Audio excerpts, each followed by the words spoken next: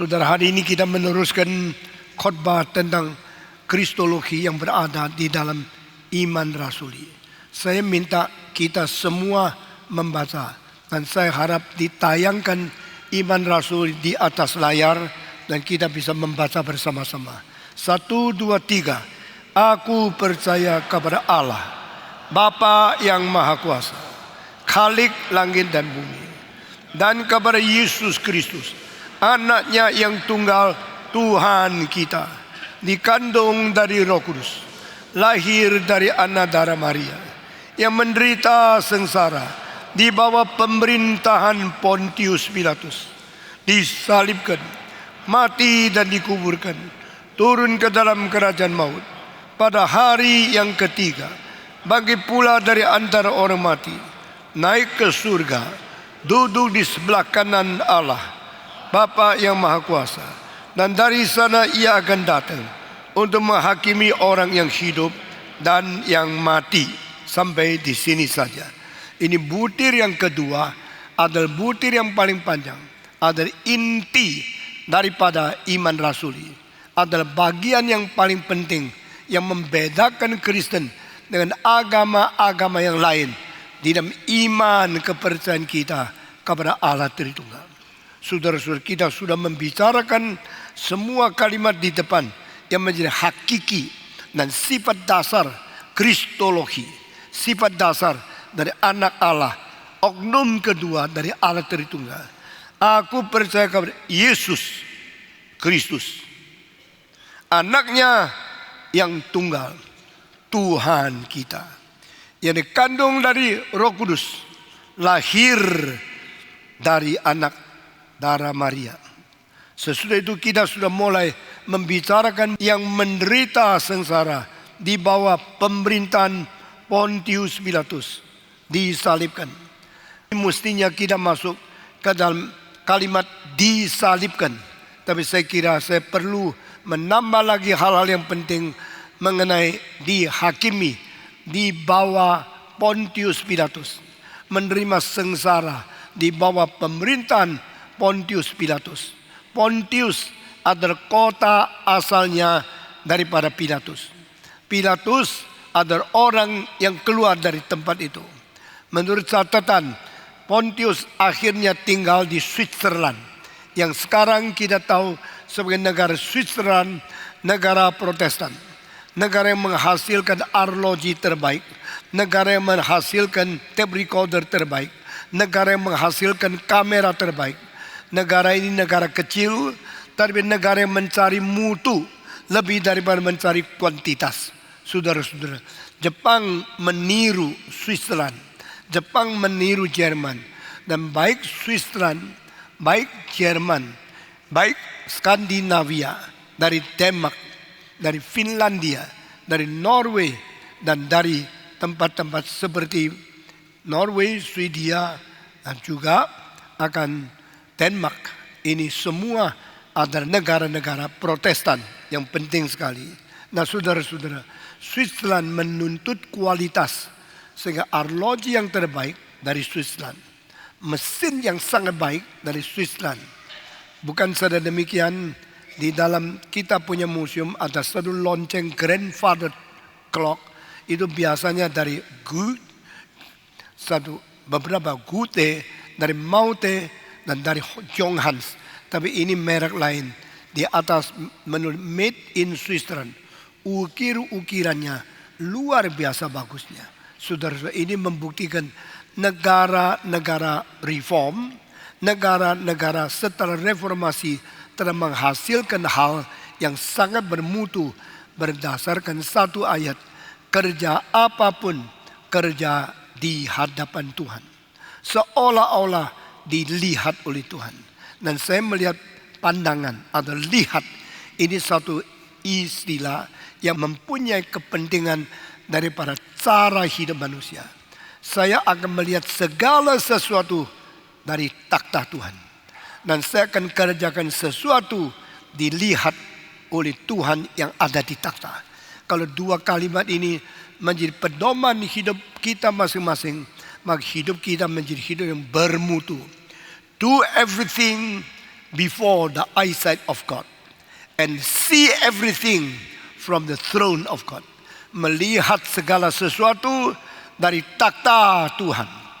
Mengerjakan sesuatu dilihat oleh Tuhan yang ada di tatanya. Dengan demikian hidup kita tidak akan sembarangan, tidak sembrono, tidak berkompromi, tapi menjadi orang yang hidupnya menuntut mutu, yang menuntut kekekalan, menuntut kesenangan daripada hati Tuhan. Waktu Tuhan melihat kita kerjakan segala sesuatu sesuai dengan kehendaknya, Dia akan berkata, engkau hambaku yang setia dan baik. Waktu kita berjumpa dengan Tuhan, Dia akan mengatakan, silakan masuk, terimalah yang sudah disediakan bagimu. Saudara-saudara, mari kita menjadi manusia seperti apa yang diajarkan oleh para reformator. To do everything before the eyesight of God. To see everything from the throne of God. Saudara-saudara, Tuhan memberkati kita masing-masing. Waktu Yesus Kristus diadili, ini merupakan satu sindiran, satu singgungan, dan sesuatu yang sangat menemplak daripada kebudayaan manusia. Karena Yesus diadili di dalam pengadilan, dan pengadilan adalah tempat satu-satunya manusia mau mewujudkan ide keadilan, dan manusia mau melaksanakan prinsip keadilan kepada masyarakat, kepada seluruh rakyat, to practice what is the righteousness according to our concept and our understanding of the justice of the righteousness in our culture. Di dalam kebudayaan manusia, manusia mau mewujudkan keadilan, maka mendirikan satu lembaga namanya pengadilan. Pengadilan dari desa, pengadilan dari kota, pengadilan negeri, pengadilan tinggi, pengadilan tertinggi, Mahkamah Agung. Ini semua adalah perwujudan dari keadilan. Tapi sejarah membuktikan tempat yang paling meleceh keadilan, paling menghujat keadilan, justru adalah pengadilan yang tertinggi. Saudara-saudara, Tuhan dari surga melihat manusia dicipta menurut peta teladan Allah. Manusia diberikan konsep tentang sifat ilahi.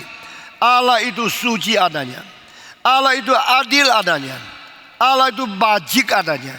Ketiga hal ini menjadi intisari dari Taurat yang tercantum di dalam 10 hukum. Maka melalui hukum Taurat, melalui hukum dari Tuhan, kita mengetahui Allah kita adalah Allah yang suci, Allah yang adil, dan Allah yang baik. Manusia dicipta menurut peta teladan Allah. Manusia bisa membayangkan peta teladan Allah. Manusia bisa merenungkan sifat ilahi. Kita mengetahui Allah yang suci, Allah yang sejati, Allah yang adil, Allah yang benar, Allah yang baik, Allah yang hidup. Tetapi saudara-saudara, di dalam agama-agama tidak terlalu banyak mengajar tentang ketiga sifat ilahi seperti apa yang tercantum di dalam Taurat. Buku Roma, Paulus berkata, di dalam Taurat menyimpan ketiga sifat ini. Allah itu adil adanya, Allah itu suci adanya, Allah itu baik adanya. Maka manusia yang dicipta menurut peta teladan Allah, mestinya manusia melaksanakan tiga sifat ini, membuktikan kita dicipta oleh Tuhan. Manusia mesti menjalankan keadilan, menjalankan kesucian, menjalankan kebajikan. Keadilan berarti sama rata menghadapi diri dengan orang lain. Saya tidak lebih baik dari kamu, saya tidak lebih tinggi dari kamu, saya tidak lebih pintar dari kamu, saya tidak boleh mempunyai hak istimewa yang mendahului kamu. Saudara-saudara, superioritas itu melanggar keadilan. Inferioritas juga melawan akan keadilan. Tetapi sama rata menghadapi diri sama orang lain. Jangan menganggap dirimu itu penguasa orang lain.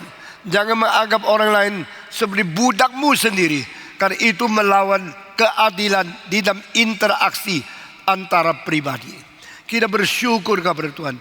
Barang siapa yang menghadap diri sama menghadap orang lain, mempunyai perasaan yang sama. Itulah orang yang mempunyai sifat manusiawi.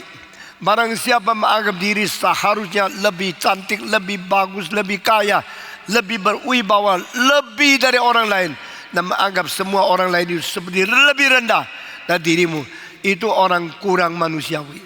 Nah saudara-saudara, pengadilan diperlukan karena pengadilan mau melaksanakan sifat adil di dalam hidup bermasyarakat bersama. Tanpa adil, masyarakat akan menjadi kacau. Tanpa melaksanakan keadilan, dosa tidak ada hukuman. Tanpa melaksanakan keadilan, orang baik tidak akan mendapatkan pujian yang selaras atau mendapatkan sesuatu dorongan yang seharusnya. Sehingga melalui keadilan yang dilaksanakan oleh pengadilan, masyarakat menjadi tertib dan menjadi baik. Tapi justru ini satu hal sindiran yang paling besar. Di mana ada pengadilan tertinggi, di situ ada pelanggaran keadilan yang paling jahat. Itu sebab Alkitab berkata kepada kita, tidak ada seorang yang tidak berdosa, karena sekalian sudah berbuat dosa dan mengurangi kemuliaan Tuhan. Adil, suci, baik, kasih, semua ini adalah perwujudan daripada kemuliaan Tuhan Allah. Orang yang adil, waktu dia melakukan keadilan, dia memuliakan Tuhan. Orang yang baik, waktu melakukan kebajikan, dia memuliakan Tuhan. Orang yang suci, waktu jalankan kesucian, dia memuliakan Tuhan. Karena Tuhan dimuliakan melalui sifat-sifat ilahi yang dilaksanakan oleh manusia. Tapi pada waktu kasus Pilatus mengadili Yesus Kristus, ini merupakan satu sindiran yang paling besar. Sesuatu refleksi yang memancarkan ketidakadilan yang paling kejam, yang paling menakutkan yang pernah terjadi di dalam sejarah manusia. The day when the Pontius Pilate condemned the sin of Jesus Christ, it is the manifestation of the most ugly of a human civilization in doing the righteousness. Waktu manusia melakukan keadilan, hal yang paling tidak mungkin dicapai dan yang dinyatakan adalah kerusakan terbesar, penghinaan, injak-injak dan pelecehan keadilan yang paling kejam adalah waktu Yesus diadili oleh Pilatus. Saudara-saudara, di dalam sejarah ada kasusnya Sokrates yang diberikan dosa dua. Pertama, kamu adalah orang ateis. Kedua, kamu adalah penghasut pemuda untuk merusakkan moral mereka. Ditanya, kenapa Sokrates divonis sebagai orang ateis? Karena dia tidak percaya dewa-dewa orang Greka. Padahal dewa-dewa Greka bukan Allah. Itu hanyalah dewa-dewa yang diperdewakan daripada keunggulan-keunggulan tertentu, daripada orang-orang tertentu, lalu dijadikan mereka bersifat ilahi. Maka percaya kepada dewa-dewa itu sama dengan percaya kepada semua patung-patung yang tidak berhidup, yang tidak berdaya apa-apa. Tetapi itu disebut Allah, Allah, Allah. Waktu Sokrates mengumumkan, saya tidak lagi percaya dewa-dewa ini, karena yang sesungguhnya Allah hanya satu, dan Allah yang esa itu tidak kelihatan. Allah yang esa itu di surga.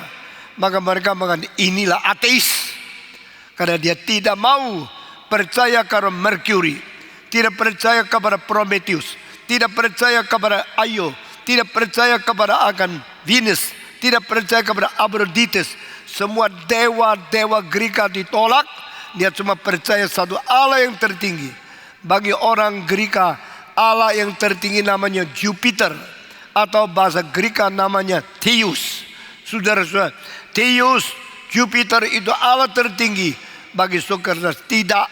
Allah tertinggi itu roh, tidak kelihatan, esa adanya di tempat maha tinggi di surga. Saya sendiri percaya Sokrates dipengaruhi oleh pedagang-pedagang orang Yahudi yang merantau di Greka. Waktu pedagang-pedagang Yahudi pergi berdagang di luar negeri, mereka sekaligus memperkenalkan Allah mereka Yehova yang ada di surga, yang ada roh, yang adalah bukan manusia, dan dia adalah pencipta langit dan bumi. Istilah pencipta langit dan bumi ini ada pertama kali diluncurkan oleh orang Kristen melalui kitab atau kisah daripada iman rasuli. Tanpa iman rasuli yang disebut penciptaan, semua kata balau. Karena iman rasuli mencakup segala sesuatu, langit, bumi, dan segala isinya. Di dalam Credo Nicea lebih jelas, yang kelihatan dan tidak kelihatan, yang berwujud sebagai pribadi atau benda, semua yang kelihatan dan tidak kelihatan dicipta oleh Allah. Di sini membedakan yang disebut kebudayaan Gerika sama konsep daripada pikiran orang Kristen. Di dalam kebudayaan Gerika, dunia ini adalah memang begitu dari dulu sampai selama-lamanya, tidak berubah. The everlasting existing cosmos. Tapi orang Kristen pertama kali mengatakan tidak. Ini dulu tidak ada. Ini dulu tidak pernah exist. Tapi Allah creatio ex nihilo. Allah mencipta dari tidak dan menjadi ada. Baru ada bumi, baru ada langit. Maka Allah pencipta langit dan bumi. Dengan konsep revolusioner ini, maka Kristen mensumbangsikan konsep daripada ciptaan kepada dunia. Konsep ciptaan berada di dalam perjanjian lama. Dari kitab Kejadian pasal 1 ayat 1 sudah dikatakan semulanya Allah menciptakan langit dan bumi. Dari perkembangan di dalam perjanjian baru, Yesus berdoa, oh Tuhan dari langit dan bumi. Dia bukan sedang mencipta, dia menjadi Tuhan. Akhirnya sekarang kita melihat terpisahlah yang dicipta dunia fisika, yang mencipta metafisika, yang mencipta bukan berada di dalam dunia yang dicipta, tapi melampaui segala yang dicipta. Allah transenden, Allah lebih dari fisika. Itu di dalam Gerika namanya ta meta ta fisika, the world beyond the visible and the physical world. Dunia di atas dunia, di belakang dunia, melampaui dunia yang kelihatan, dunia yang fisika, dunia yang visible. Dan itu namanya tempat Tuhan. Demikian pertama kali pisah yang kelihatan yang tidak kelihatan. Sehingga orang di dalam dunia kelihatan mesti mempunyai iman terbuka untuk menuju kepada dunia yang tidak kelihatan. Tadi yang disebut tidak kelihatan justru kelihatan oleh orang Kristen. Karena orang Kristen melalui iman itu lihat. Apakah iman? Iman adalah penglihatan di dalam roh, spiritual vision, the spiritual seeing. Itu namanya iman. Maka melalui iman kita menembusi batasan dari fisika yang menutup kita di dalam dunia materi, menuju kepada dunia yang tidak ada tutup, tidak ada batas. Itu dia rohani. Dan Allah di dalam dunia rohani, dia Allah yang hidup. Dengan demikian open system terbuka oleh orang Kristen. Kita bersyukur kepada Tuhan. Lalu pada waktu Allah menyatakan diri melalui Taurat, melalui 10 hukum, kita dari dunia kelihatan mulai membayangkan dunia tidak kelihatan. Dari dunia kelihatan perlu keadilan karena Allah itu adil. Kita moral perlu kesucian karena Allah itu suci. Kita di dalam dunia yang kelihatan kita perlu kebajikan karena Allah itu baik adanya. Dan semua sifat ilahi yang dinyatakan di dunia kelihatan ini kita menjadi wakil Tuhan. Karena kita peta teladan Tuhan dan kita mewakili sifat Tuhan. Kita melaksanakan sifat moral Tuhan dan kita menyatakan Tuhan di dalam kemuliaan di dalam dunia ini.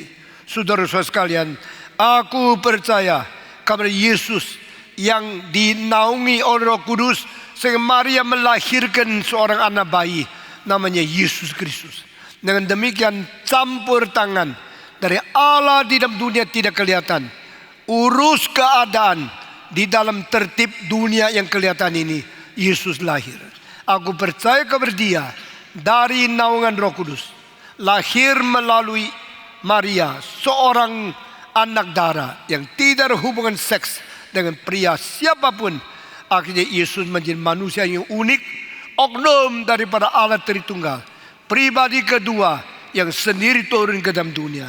Dan ini lahirnya zaman Maria, matinya zaman Pilatus. Ini semua membuktikan Kristus adalah manusia di dalam sejarah, manusia di dalam kurun waktu, manusia di dalam kurun tempat. Ini bukan mitos seperti apa yang dipercaya oleh orang Greka. Ini adalah fakta yang pernah terjadi di dalam sejarah, dengan konkret, dengan sungguh-sungguh pernah hidup sebagai manusia. Ini namanya inkarnasi.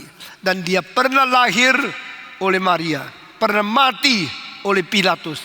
Berarti di zaman itu Tuhan pernah datang mengunjungi sejarah, lalu melalui hidup Kristus untuk merubah sejarah, mentransform sejarah, supaya manusia boleh melalui Kristus bertemu dengan Allah yang tidak kelihatan. Titik pertemuan antara kekekalan dengan kesementaraan adalah di dalam inkarnasi. The incarnation point is the contacting point. Inkarnasi Yesus Kristus menjadi titik kontak manusia dengan Allah yang tidak kelihatan. Dan di situ pertemuan anugerah yang kekal kepada manusia dalam dosa sementara ini terjadi karena Yesus datang ke dunia. Melalui kelahiran, firman berada di tengah kita.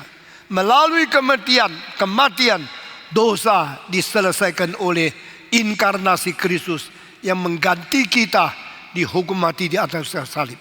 Saudara-saudara, waktu Pilatus memberikan pengadilan kepada Yesus Kristus, di situ terjadi ketidakadilan yang paling memuncak, kekejaman hukum yang paling tidak benar, dan ketidakadilan yang paling menonjol di dalam sejarah. Saudara-saudara, waktu Yesus diadili oleh Pilatus, itu adalah Allah turun sampai titik terendah. Waktu Pilatus mengadili Yesus, itu orang berdosa naik sampai sepuncak mungkin. Ini dua arah yang sangat berbeda, yang atas turun ke bawah, yang bawah turun ke atas, mengakibatkan satu lukisan. Pilatus dengan gengsi, dengan sombong mengadili Yesus yang rendah hati dan yang begitu rela berkorban. Saudara-saudara, tidak ada gambar yang lebih bersifat begitu kontras dan begitu radikal. Yang tertinggi turun kepada titik terendah, yang terendah naik kepada titik tertinggi. Dua-dua ini berdasarkan inisiatif. Yesus Kristus dari surga turun ke dunia, inisiatif. Yang tidak seharusnya, yang tidak boleh terjadi, yang tidak layak manusia menerima, sudah wujud di dalam keturunan Yesus melalui inkarnasi. Pilatus orang berdosa yang memberanikan diri naik di atas takhta lalu menghakimi Yesus Kristus. Ini sama-sama inisiatif yang tidak seharusnya, yang tidak boleh, yang tidak layak naik di atas. Dia melayakkan diri. Lalu Pilatus menganggap dia adalah satu utusan dari Kaisar Romawi. Dia adalah satu wakil daripada kerajaan Romawi yang lebih tinggi daripada semua kerajaan-kerajaan lain. Sehingga dia berhak mengadili, berhak menghakimi siapa saja. Sebenarnya kalau saudara membaca sejarah, meneliti sifat-sifat daripada kaisar-kaisar Romawi, kebanyakan hidup tidak beres. Saya kira daripada Augustus kaisar pertama terus sampai Konstantinus di dalam abad keempat, di dalam ini ada puluhan kaisar. Yang beres saya kira hanya satu yang lumayan, namanya Marcus Aurelius, abad kedua. Yang lain semua tidak karu-karuan. Trajanus tidak karu-karuan. Nero sangat jahat sekali, membunuh ibu, membunuh istri, lalu menyatakan diri ada tuan dan master of all the living being, under Roman Empire. Dia adalah Tuhan daripada semua penduduk daripada kerajaan Romawi. Lalu Diocletian, Vespasian, lalu semua yang lain, Caligula, satu persatu menyatakan sifat mereka seperti binatang yang buas, yang tidak ada keadilan, yang sangat jahat, bengis, kejam, ganas, dan tidak berperi manusia sama sekali. Saudara-saudara, Pilatus siapa? Kenapa dia berhak naik ke atas tata? Pilatus siapa? Berhak menghakimi Yesus Kristus. Dia inisiatif mengangkat diri tinggi. Yesus inisiatif mau merendahkan diri. Di kontrasnya dari dunia rohani dinyatakan oleh dua orang ini. Waktu engkau melihat Yesus, engkau belajar kebenaran dan belajar sifat ilahi yang mengosongkan diri. Ekenosen, kenosis, yang merendahkan diri, yang kosongkan diri, yang menyangkal diri. Itu sebab Yesus menjadi teladan manusia, dan dia berhak dan dia patut, dia layak mengatakan kalimat, ikutlah teladanku, belajarlah dari sifatku, terimalah kuku dan pikullah bebanku. Bebanku itu ringan adanya. Only Jesus Christ is qualified to say all these words and to invite us to follow Him and to imitate from Him and to bear His cross and also bear His burden. Hanya Yesus yang mempunyai teladan cukup untuk menjadi teladan manusia. Kita bersyukur pada Tuhan. Tetapi Pilatus bukan. Pilatus adalah seorang yang tidak layak, tidak cukup, tidak berkondisi, tidak cocok, dan tidak boleh mengangkat diri. Tetapi dia telah mengangkat diri lebih daripada seharusnya, sehingga dia menjatuhkan hukuman kepada Yesus Kristus. Padahal sebelum dia menjatuhkan hukuman pada Yesus, dia sudah mempunyai sesuatu perasaan tidak harus. Karena dua hal. Pada dia tidak menemukan dosa apa yang pernah dibuat oleh Yesus Kristus. Sehingga dia 3 kali mengatakan, aku tidak menemukan orang ini berbuat dosa apa-apa.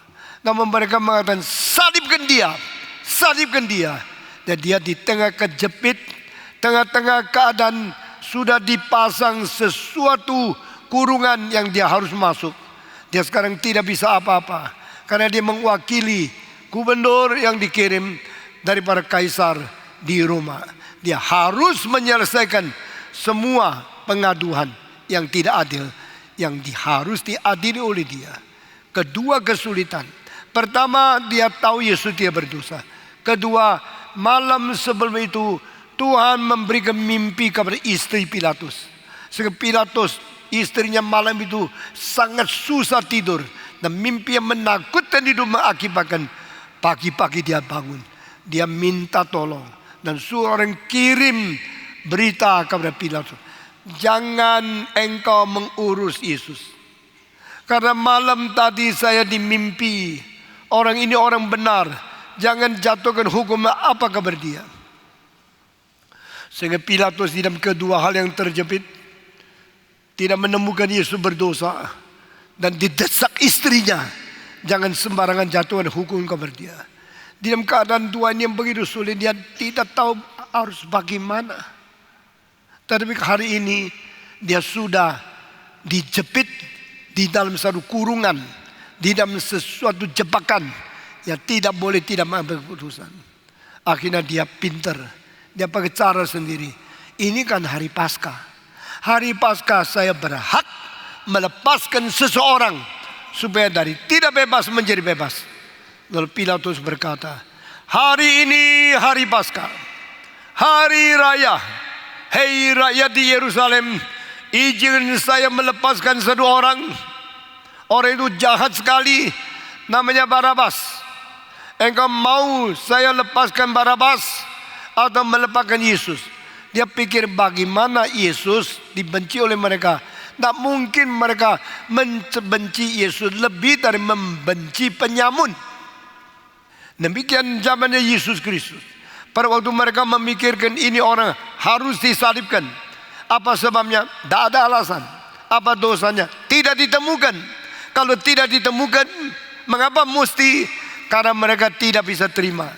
Seorang teolog namanya Richard Niebuhr, dia mengatakan satu kalimat.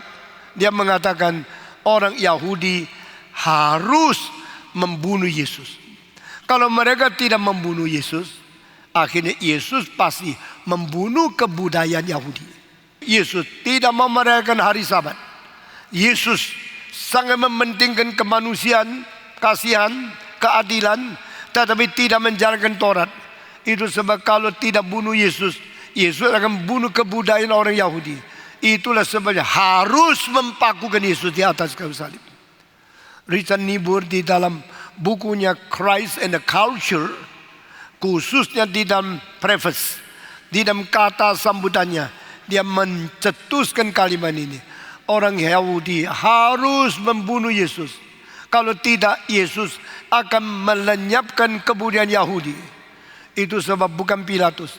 Pilatus hanya menjadi alat yang digunakan untuk membantai Yesus, untuk menyingkirkan Yesus. Tetapi Pilatus sendiri tidak ada niat itu. Jadi Pilatus terjepit di tengah-tengah keadaan begini. Lalu dia pikir dia pintar, bawa seorang Barabas keluar. Pasti mereka lebih benci Barabas. Tidak sangka waktu dia, Anda mau saya lepaskan siapa? Lepaskan Yesus kah? Atau lepaskan Barabas? Dia pikir mereka mengatakan, kalau begitu Barabas yang disalibkan, Yesus dilepas. Dia tunggu, mana? Mau yang mana? Mau saya lepaskan Yesus? Ataukah saya mesti lepas Barabas? Di luar dugaan Pilatus, semua berteriak, Barabas! Kita mau Barabas! Lepaskan Barabas! Pilatus tercengang. Dia kaget.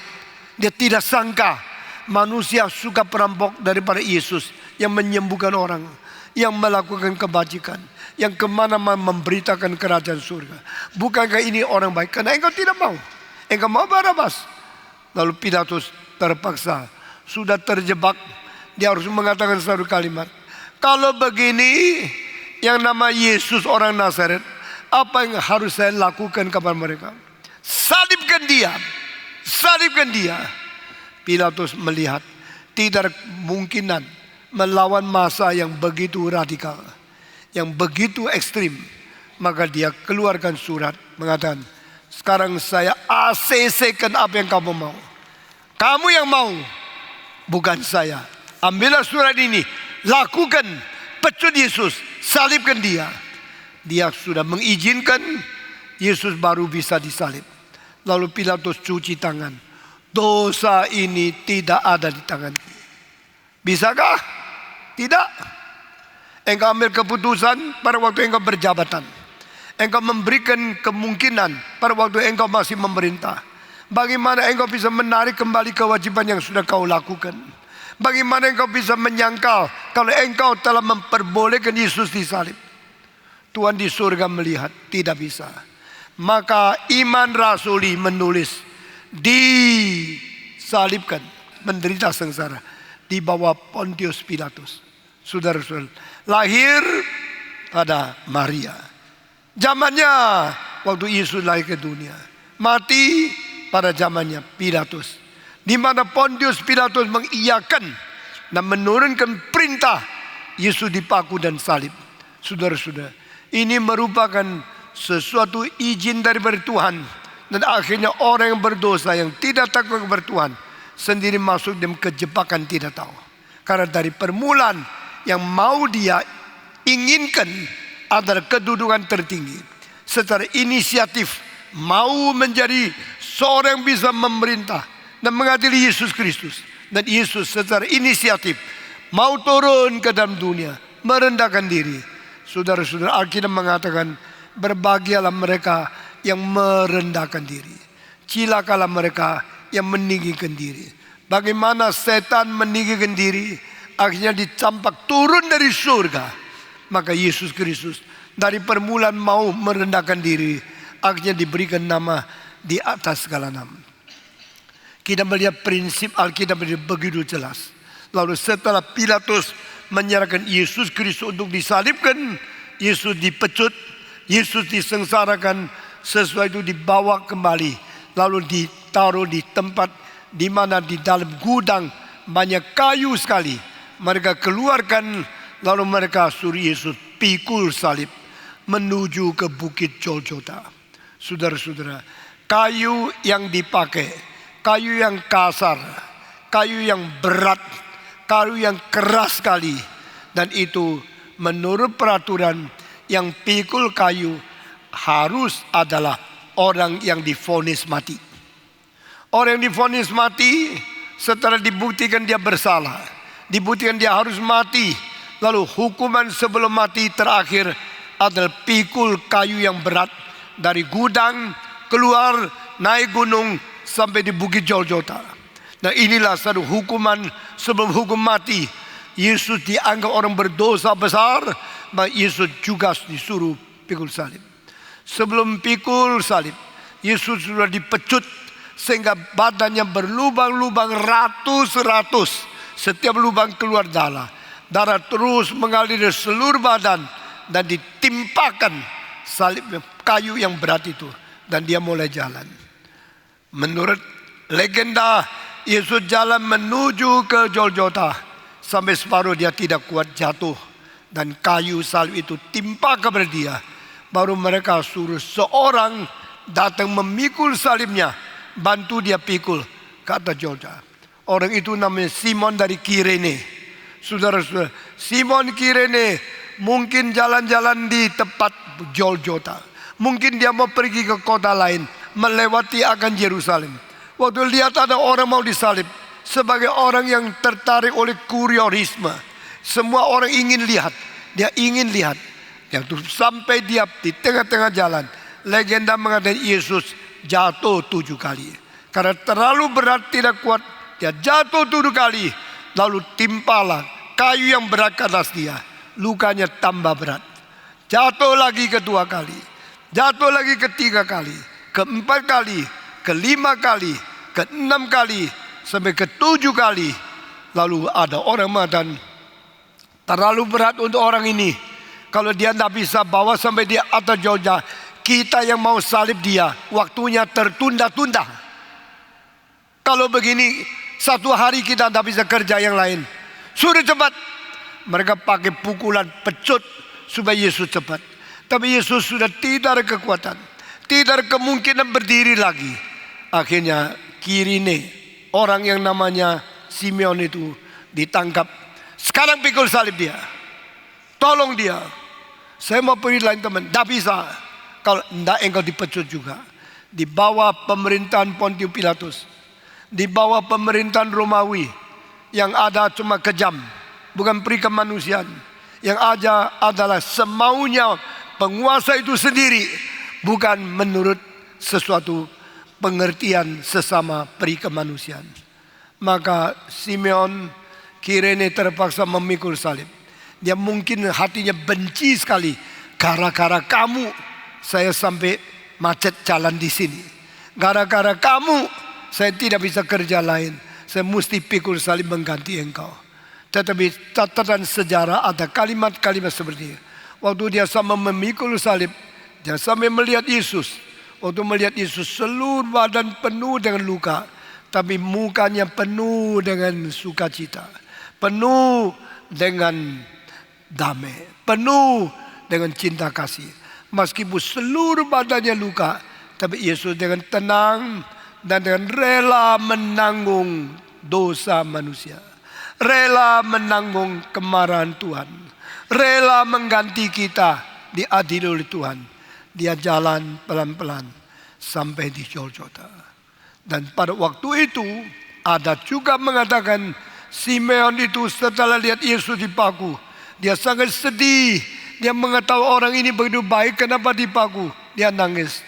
Lalu melihat Yesus ditanjapkan seperti bendera yang ditanjapkan di lubang bendera itu.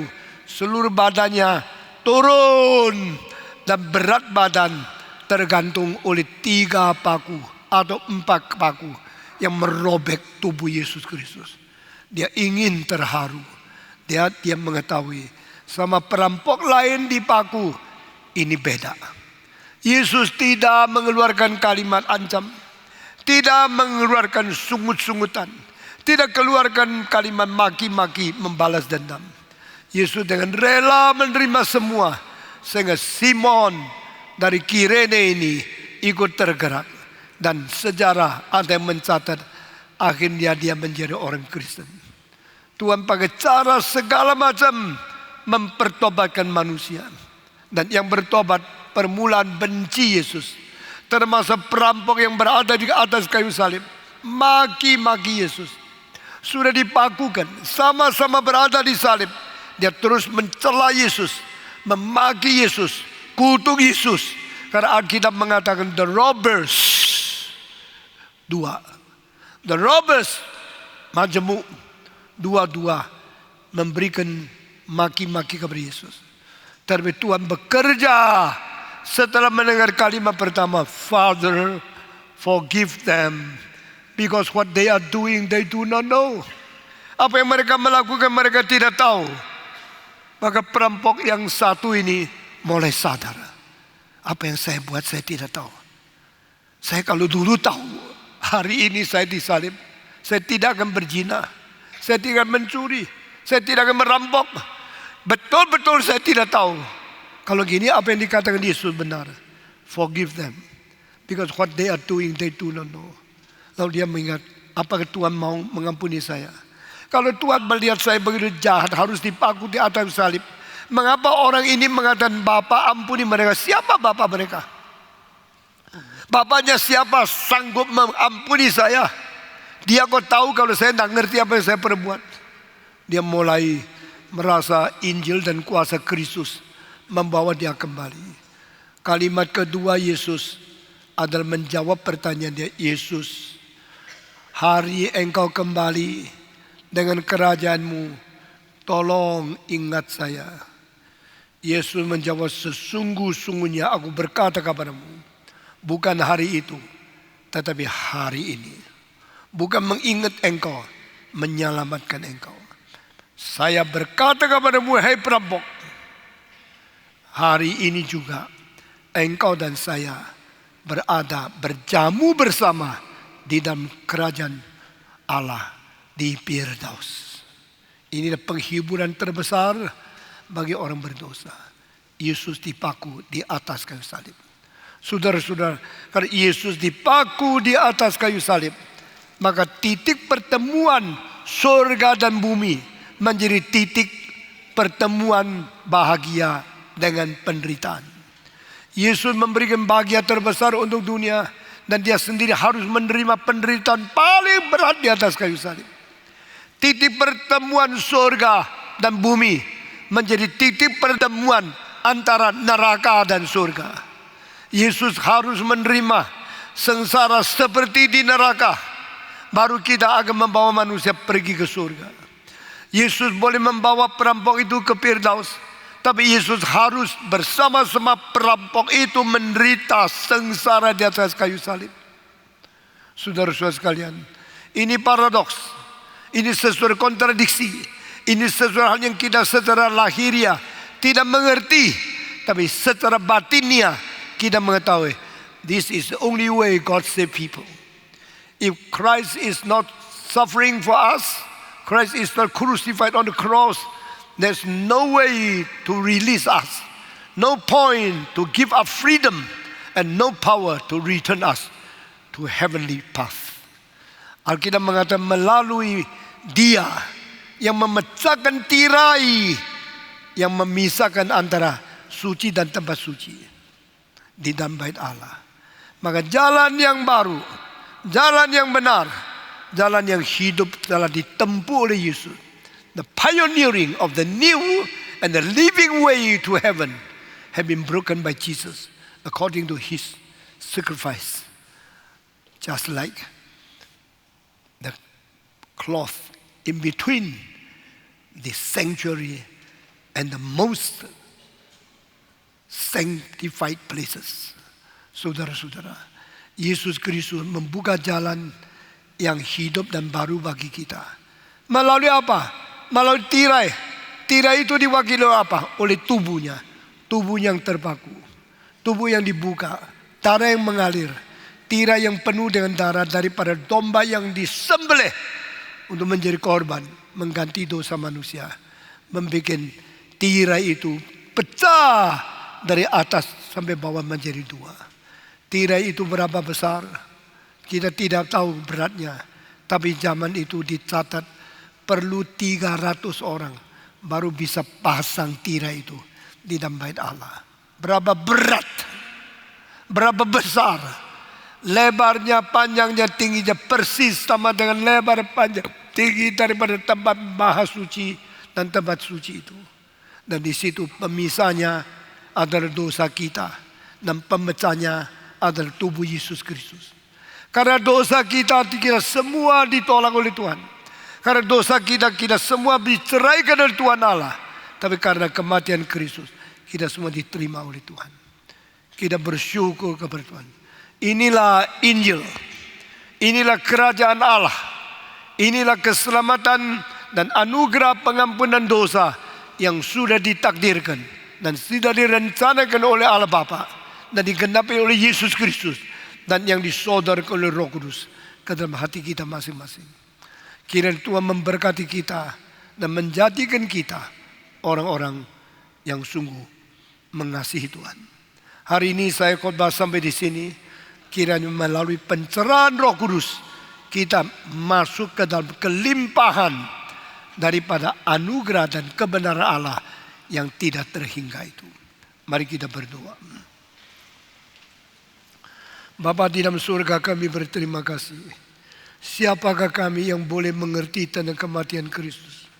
Siapakah kami yang boleh masuk ke dalam rencana dan masuk ke dalam rahasia kelimpahan kebenaran Tuhan yang tidak terhingga? Berilah kami kekuatan untuk mengerti semua ini. Berkati kami masing-masing, sehingga mesti kami boleh menempuh jalan yang benar dan hidup melalui kematian dan sengsara Kristus di dalam kematian di atas kayu salib, untuk melihat kemuliaan Tuhan yang terbuka, terbongkar bagi kami di dalam surga. Dengar doa kami Tuhan, dalam nama Yesus Kristus, penebus dan juru selamat kami yang hidup.